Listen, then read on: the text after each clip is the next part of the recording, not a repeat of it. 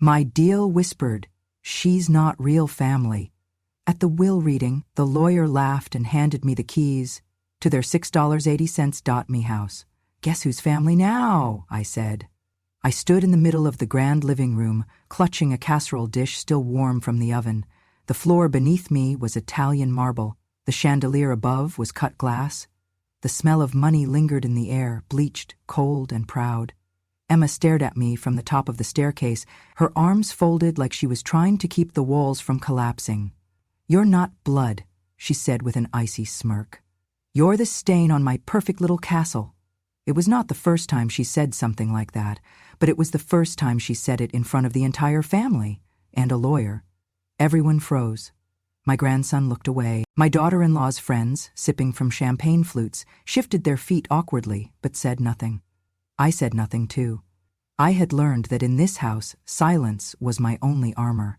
I used to think love could soften people, that if I kept showing up, smiling kindly, making soup from scratch, knitting warm socks in winter, eventually they would remember I raised the man who built this family. But no. "You're just an outdated accessory," Emma once said, waving a manicured hand at me when I brought her my signature chicken noodle soup. "That soup smells like an old laundry bucket. Honestly, are we still pretending to like this peasant stuff?" Peasant stuff. That recipe came from my mother. I stirred it on every sick day Daniel ever had. From preschool through his college years, the scent of it always made him smile. But in this house, it was mocked. Too brown, too traditional, too me. Then there was the Christmas I spent a week crafting homemade cards, glittered edges, velvet ribbon, hand-stitched greetings, each one tailored to a family member, each one carrying a part of my heart. Emma opened hers, took one look and said, "Looks like a train ticket from 1942. Honestly, trash it. The dog might find it entertaining." She laughed. I did not. The dog, a purebred with diamond-studded tags, did not even sniff the card before walking off. At my great-grandson's wedding, I dressed in my best, an old blue lace dress, the same one I wore to Daniel's university graduation. The moment I stepped into the venue, Emma rushed to block my path. Her voice was syrupy but sharp. "Mother-in-law, this color ruins the Instagram palette." "Blue? Seriously? We said neutrals only." Then, to the wedding planner.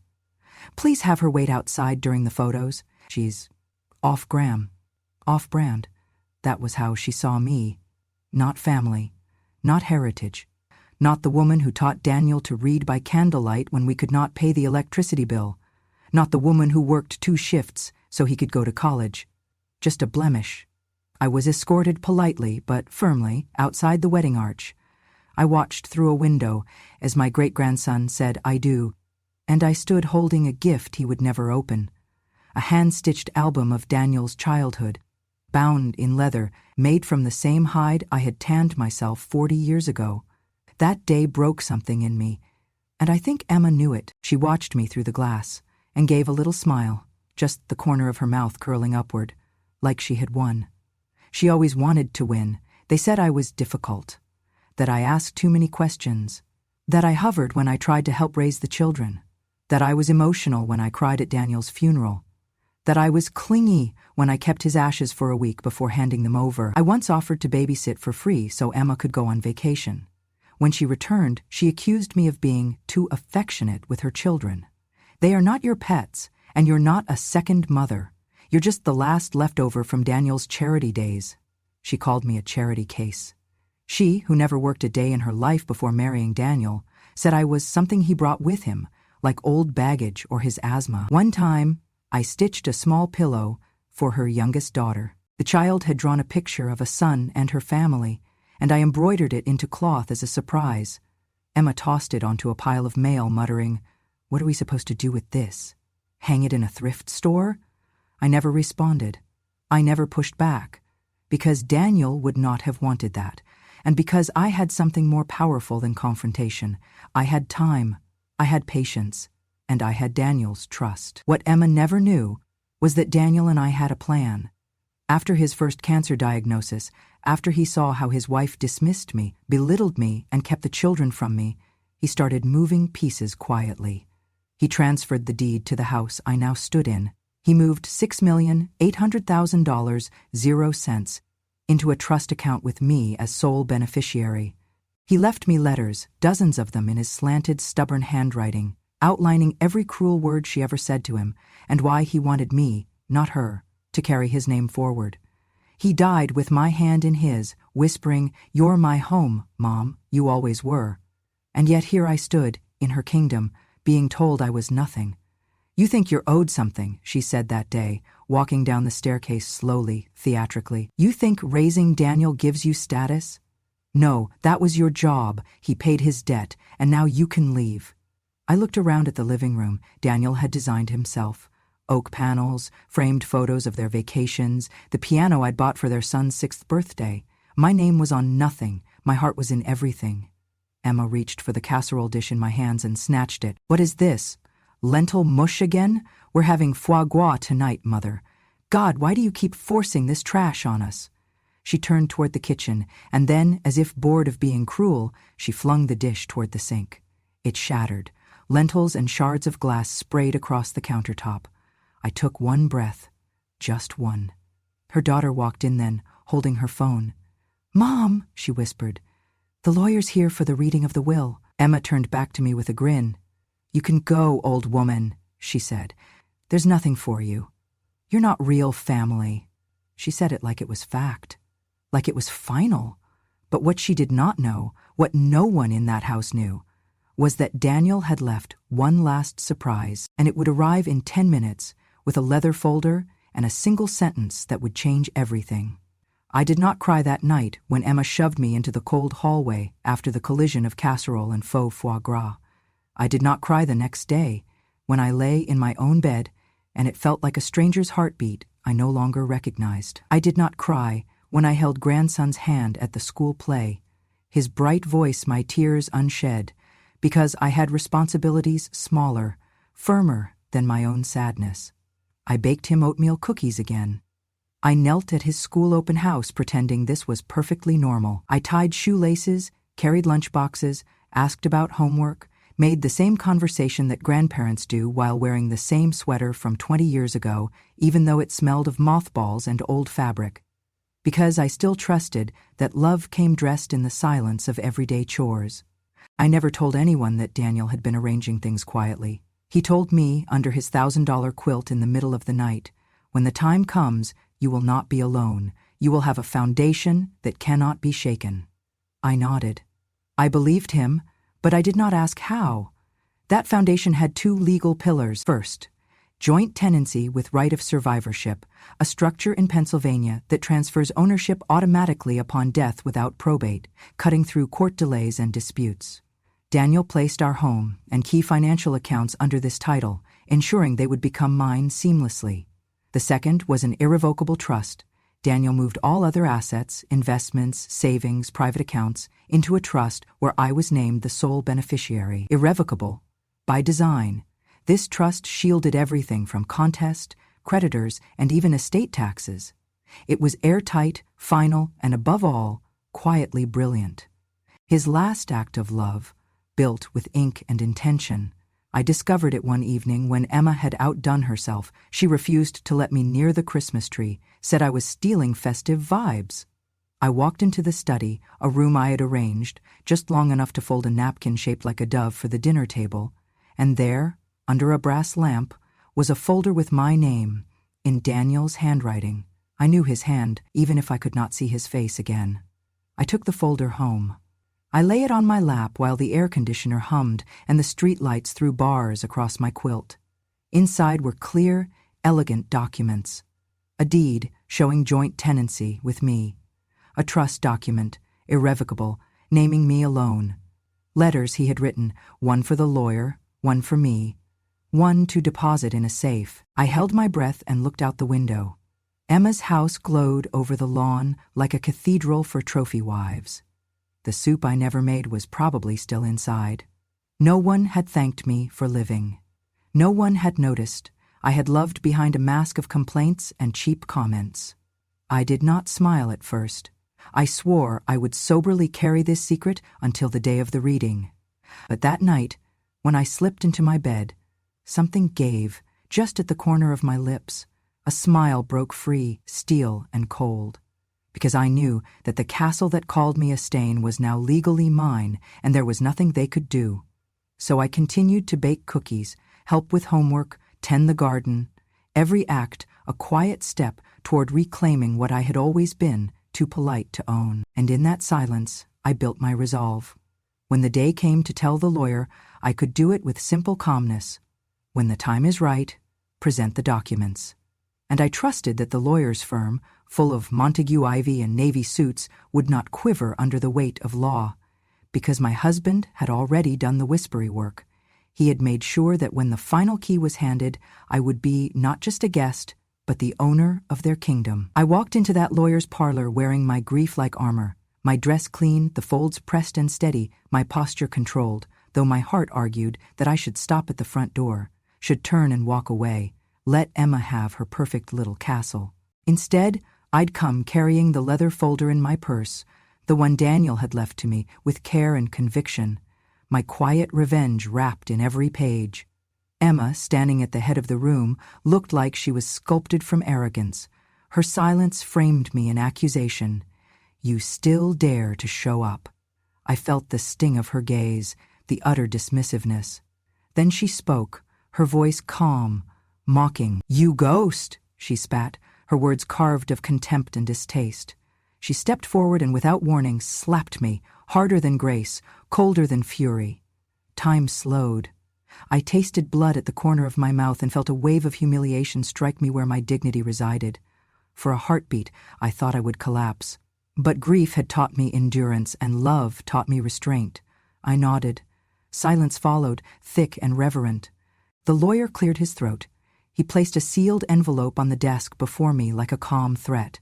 No one blinked. No one dared exhale. The gold frames of family photos on the walls seemed to darken. Emma's lady friends, poised on their stilettos, looked as though they'd forgotten how to move. The lawyer leaned forward. His tone was unhurried, collected, as though he had all the time in the world, though I knew everything had been timed. He opened the envelope, produced parchment, thick, textured, unbreakable. He read in measured cadence. These assets, including the property at 628 Willow Lane, the investment accounts, and Daniel Reynolds' savings, are hereby declared to transfer to Martha Reynolds by virtue of joint tenancy with right of survivorship, as well as the irrevocable trust established by Daniel Reynolds, naming her as sole beneficiary with no alteration permitted. Probate is hereby bypassed. Ownership vests immediately upon death. Those words landed like hammer blows. Silence recalibrated the room. Every head turned, faces drained of color. Emma's mouth opened, then closed in the shape of shock or fear. The air seemed to crack. The lawyer reached into his briefcase and produced a set of keys, simple brass rings, elegant in their promise, but heavy in their meaning. He laid them flat on the table in front of me. I reached out, picked them up, and felt the weight settle in my palm. Everything shifted. I stepped forward. Lights gleamed on the cold brass. In that moment, I was nearly elevated above the room. I looked at Emma, her expression oscillating between outrage and the dull punch of defeat, at her friends, caught between loyalty and the realization that they too would fall, and at others, relatives, acquaintances who had once called me relic or charity case, who had erased me from the frames of Sunday dinner. I whispered, soft and clear, words that felt like centuries of waiting. Guess whose family now? The air trembled. Emma sagged as though gravity had betrayed her. The sound of breath, once held, returned, as audible as a gasp. My hand curled around the keys like they were the final line of a long poem I'd lived. I looked at every person there. I saw regret. I saw confusion. I saw capitulation. Then I saw hope in some, family I didn't yet know, and in that shimmering moment, I reclaimed everything that matters. Family not of blood but of truth. Property, security, my dignity. Emma staggered backward, her shoes making frightened whispers on the polished floor. The lawyer cleared his throat again and politely invited me to sit, as if I were the rightful owner. I did, each movement deliberate, unapologetic. In the silence that followed, I heard my own breath, as though I were a guest in my own chest. I felt sky and earth meet in that parlor, reality cracks giving way to gentle triumph. I could almost hear Daniel whispering a proud, broken "well done." Then people stood, murmuring congratulations, some sincere, some forced. I stood too. I thanked them. My voice was steady, but in my soul I whispered, "This is only the beginning." I know now that the true inheritance was not the house, or the bank accounts, or the keys. It was the right to be seen, to matter, to belong without apology. That afternoon, when I left the house and felt sunlight across my shoulders for the first time in decades, I realized that the house at 628 Willow Lane was more than bricks. It was a beacon, and I, the woman they tried to push out, became its keeper. I hardly expected a live stream, but there it was, shaky footage unfolding on a stranger's phone, posted by someone named Kara, who claimed she lived 2 doors down. I had walked out, keys in hand, from the house where Emma had spat "you ghost," and I was heading toward my car in the cold dusk when my grandson tapped my shoulder. "Granny, there's a woman live streaming you," he said softly, eyes wide. I turned. On a crowd-gathered phone screen, I saw myself, still wearing the blue dress from that aborted wedding, holding the set of keys. The people surrounding me were blurred, snippets of shocked whispers and open mouths frozen in mid-gasp. Then the caption appeared, "Quiet grandma inherits the house. Stepmonster no more." Seconds later, the word was scrawled across the bottom in bold, "Stepmonster of Pa." Overnight, I became an internet sensation. Comments poured in. "That grandma just dethroned a queen. Love your quiet strength. Stepmonster, more like ghost in the machine. And now, replaced forever. This is the sweetest revenge. You go, Granny." A week later, the local paper ran a headline in large type, "Quiet heir takes throne. Family image crumbles." I held the folded issue in my hands like I held Daniel's letters as an affirmation. My name, Martha Reynolds, was printed above the fold beneath my photograph. Smiling, dignified, carrying the keys. People were calling me a survivor, a steward of legacy, a quiet reclamation. Emma texted me that night, her words desperate, trying to find an apology. I didn't answer. The newspaper sat next to my teacup while I wrote check after check, to soup kitchens, to a local fund for women starting micro-businesses. I sealed each envelope with the same fractured certainty Daniel had given me in that folder. The public wave began to swell. Regional television interviewed me on the front steps of the house. I stood, blue dress, gentle in posture but firm in voice, telling viewers, "What happened to me was painful, but what's happened now, this shift in kindness, that is worth more than bricks and mortgages." Then came the emails, university writing programs, mentorship requests, local art programs seeking workshops. I accepted them all. I turned the house into a sanctuary not simply for me, but for women like me, who were overlooked, dismissed, labeled inappropriate for their time. Every morning, the news headlines had a new, flattering twist, from forgotten matriarch to social media icon. Inheritance, not of wealth, but of grace. I logged into comment sections, read them, and refused to reply because sometimes silence says more. My revenge was silent because my justice had already been done, by law, by love, and by my husband's foresight. Emma tried one more time on social media. An apology posted from a locked account, calling herself mistaken. It died in the replies. People scrolled past, clicking block. I did not feel triumph so much as relief. The shame she had tried to shame me with had returned to her, but in its place I had been given something stronger. Dignity, purpose, and a voice. A local magazine did a profile called "The Steward of Silence." They quoted me. They said I was not real family. I gave them love anyway, and now, by law and legacy, I am the real family. And the keys? I kept them on my dresser, a quiet symbol. I never turned them to open the door to the old life. I used them to open windows of hope for others. I woke early that morning, not because I had to, but because I slept tightly wrapped in a sense of purpose for the first time in years. The morning light glanced on the keys I'd placed on my bedside table, warm reminders of a promise kept, a justice delivered. By noon, Legacy Academy had its first students, women with stories behind faded eyes, clutching resumes on supply store paper or knitting needles stained with old paint. They came to learn life skills, budgeting, social networking, how to start the tiniest business from scratch. They came because someone listened to them.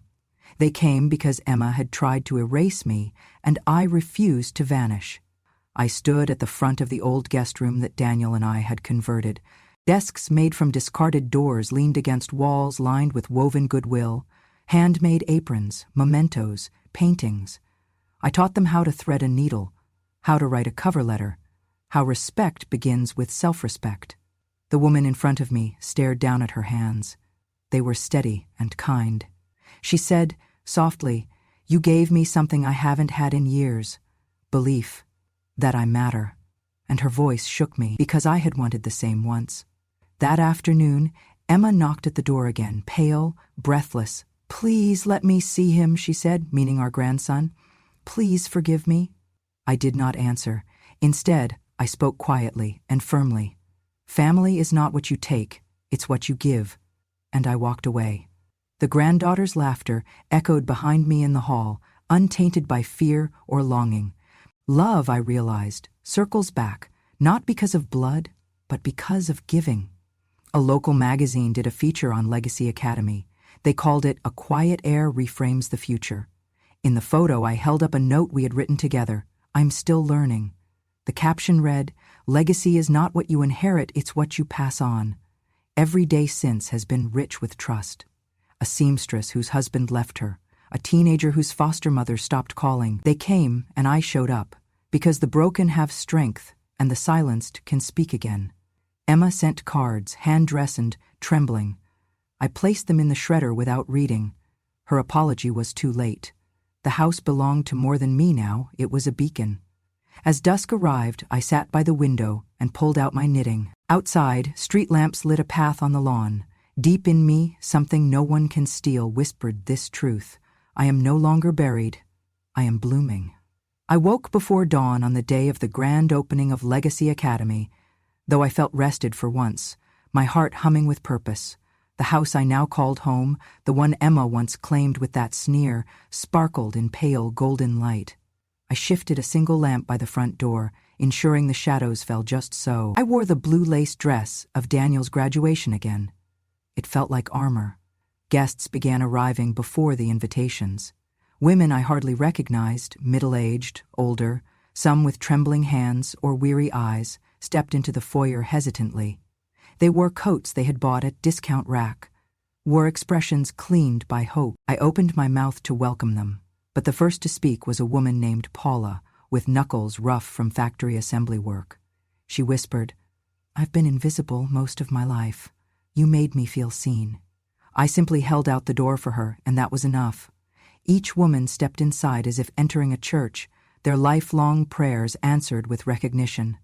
At exactly 3 p.m, the chancellor of the community college stepped up. He cleared his throat like muted notes in an orchestra. I stood by his side as he tapped the microphone.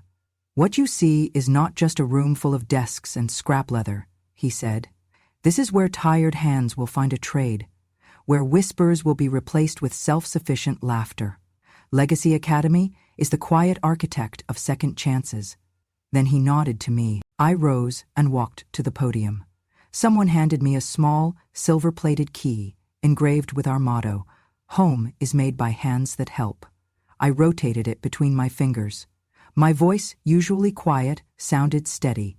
"This key," I began, "is more than a symbol. It is a promise that anyone who's been cast aside, ignored, undervalued, this is a door that opens for you.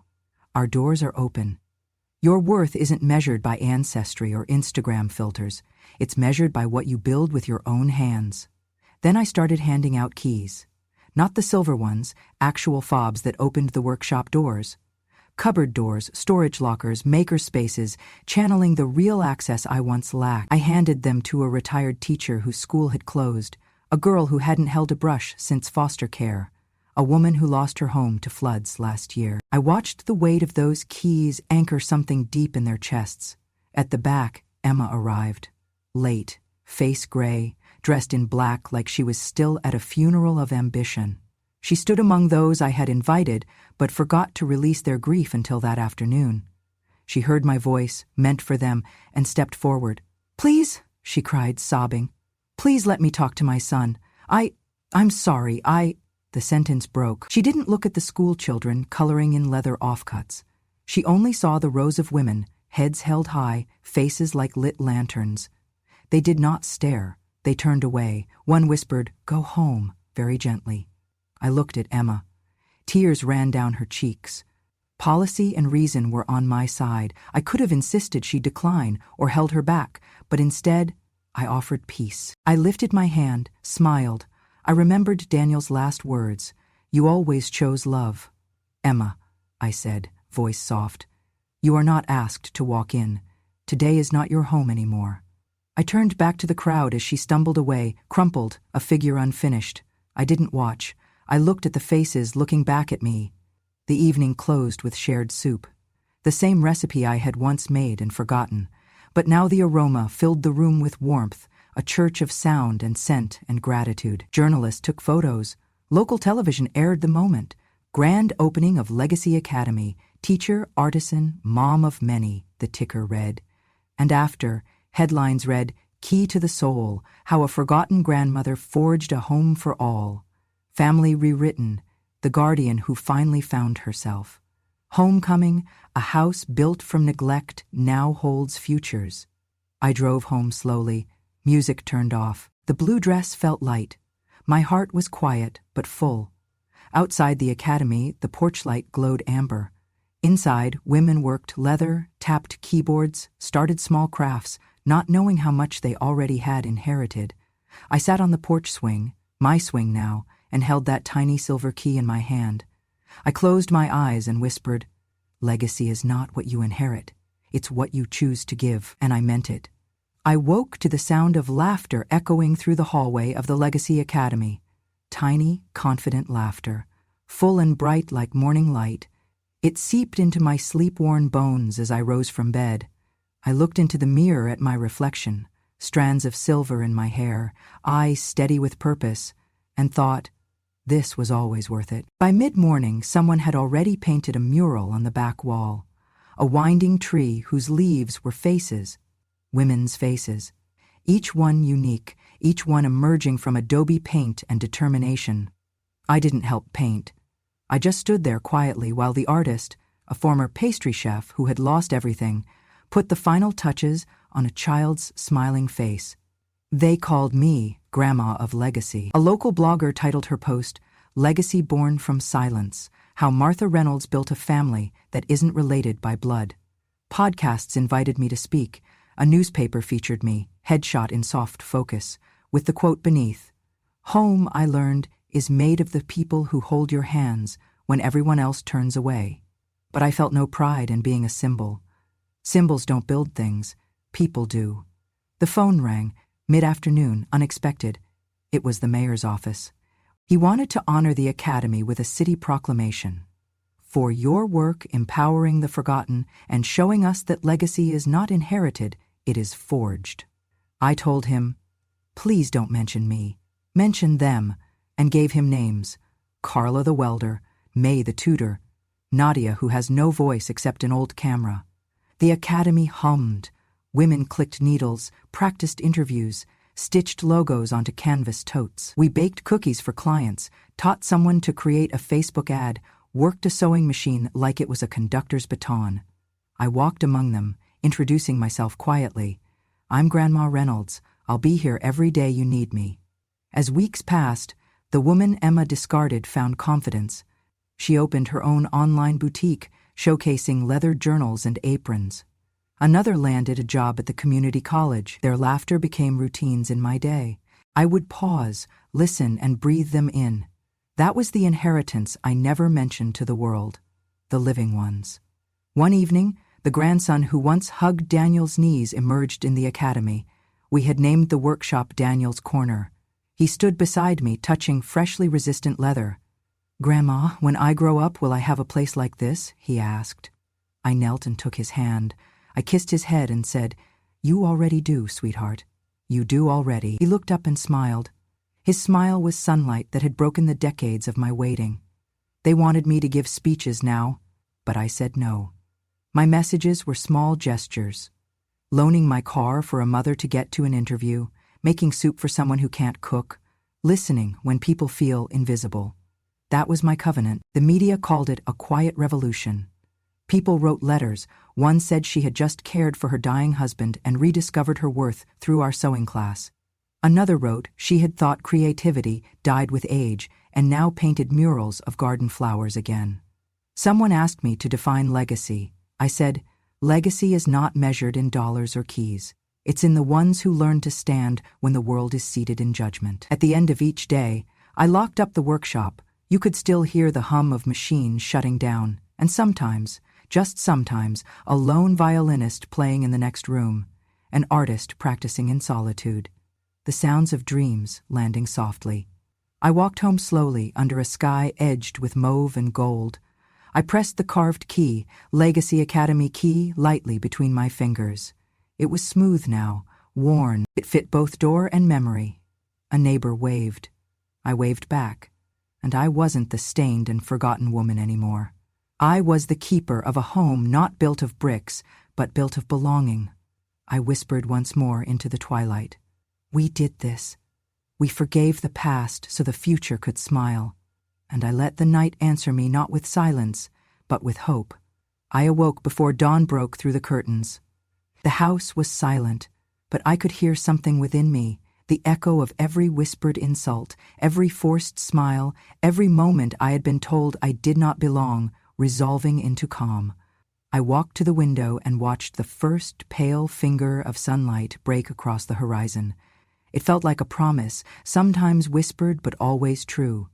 I wrapped a shawl around my shoulders and went downstairs. The old leather upholstery of the Academy's front door, the one used daily now, was cool and familiar beneath my fingers.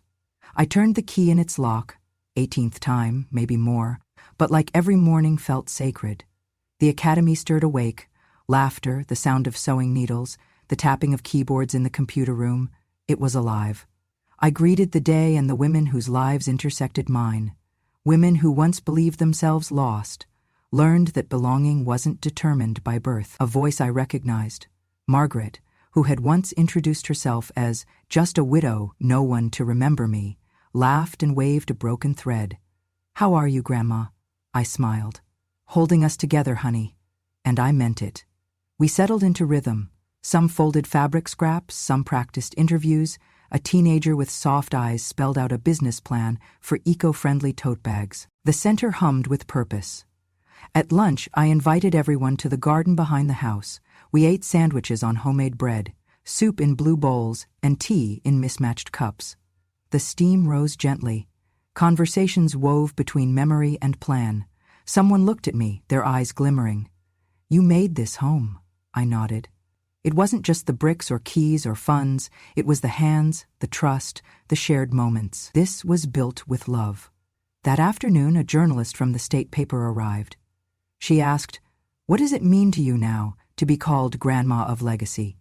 I paused, balancing the weight of the words through the afternoon light. I replied, "They said I wasn't family, but I built one with love. It's not lineage that creates ties, it's caring, teaching, giving space for people to become seen." Her pen rests softly. She nodded. I let her go, knowing my story was not for pageantry but for quiet strength. Weeks passed. The Academy hosted a craft fair, families, neighbors, students selling creations, sharing stories. There was noise, color, movement. The posters, "Legacy Lives Here," jewelry, scarves, and stories. I watched a mother hand a leather journal to her teenage daughter and say, "Make it yours." I saw a young man receive a binder with interview notes, tears glistening as he whispered, "I finally have hope." Emma called, using a first name I once forgot she used. She said, "I saw the article. You're doing better than fine. Maybe you could—" I cut her off gently. Belonging is not bloodline. It's the bridge you build when others burn theirs. I hung up. That evening, the house felt full of life. I lit the fireplace in the library, hung a painting drawn by one of the teens, her first portrait. It looked like sunlight growing from paper. I sipped my tea, crimson in the firelight, and thought, love had returned to me, blooming in the hands that once hurt me. Night came, and I stood on the front porch, listening to children's laughter drifting through the door, crafts being packed, promises being made. My shawl held years of grief and hope both. I opened my purse and took out the silver key again, the one engraved "Home is made by hands that help." It was warm. I pressed it gently to my palm and whispered, "We built this."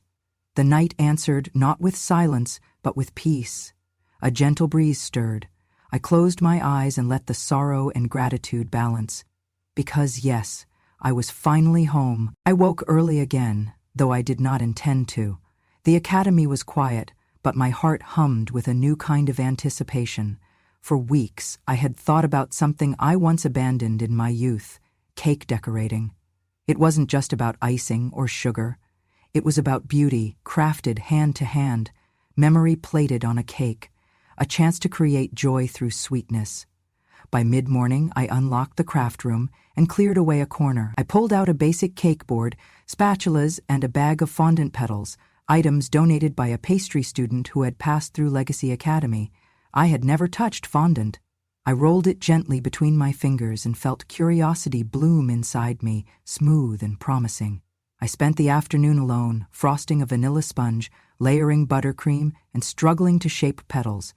Every wobble, every crooked swirl made me smile. There was something holy in it, care in small acts, beauty in creation. I thought of Daniel's smile when I used to bake cookies. This was the echo of that memory, refined. That evening, I invited a small group of women over. "I want to learn something new," I said, and they gathered around. They had seen me bring comfort, through leather, through teaching. Today, they watched me bring something sweet and fragile to life. One young woman, Rosa, traced an uneven petal with her finger and said gently, "You made this so we could be happy." We laughed. We tried coaxing roses. We failed. We succeeded. Each messy swirl was our collective triumph. News spread. A local food blogger featured Legacy Academy, not for leather or craft, but for transforming sadness into sugar art. She called it the Sweet Heart of Legacy Academy. Soon, weekend classes began. We learned piping techniques, edible gold dust, handmade sugar pearls.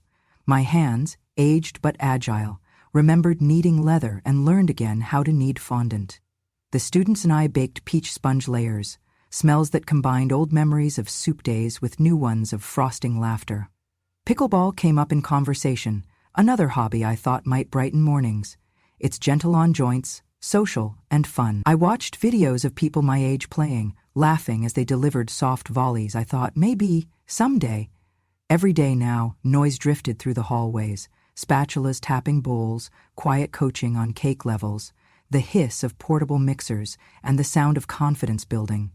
One afternoon, Emma knocked. My heart tightened. She wore faded colors. She spoke slowly, voice shaky. I saw your display online. I thought making the house my own would erase you. But this? It's beautiful." She paused. "Can I help?" The word cracked between us. I looked at the piping bag, still filled with ivory icing. I thought of the years she poured, contempt, but I also thought of this room, now shining with purpose, and I knew I could offer her a piece of cake. I handed her a spatula. She looked shocked, but took it. Her first roses were clumsy, but she smiled. "We're not baking history," I said softly. "We're baking a new story." After she left, I thought, belonging is sometimes born in flour and sugar, in reaching hands and forgiving hearts. Later, as dusk turned the sky lavender, I stepped outside. Fireflies drifted around the herb garden behind the academy. I held a small slice of layered cake I had saved, peach sponge between rose-tinted buttercream. I took a bite, cool and sweet, and closed my eyes. This was home. This was healing, because sometimes the strongest solace is found in trying something new, delicate, demanding, and full of surprise. If this story touched your heart, if you've ever been told you didn't belong, but proved you did, then this space is for you. At Grandma True Stories, we honor the quiet strength, the unheard pain, and the triumphant comebacks of women who refuse to be erased. Subscribe now and never miss a story that reminds you, love doesn't need permission, and family isn't always blood. Hit that subscribe button, turn on notifications, and join our growing family of fighters, healers, and storytellers. Because here, every grandma gets the last word.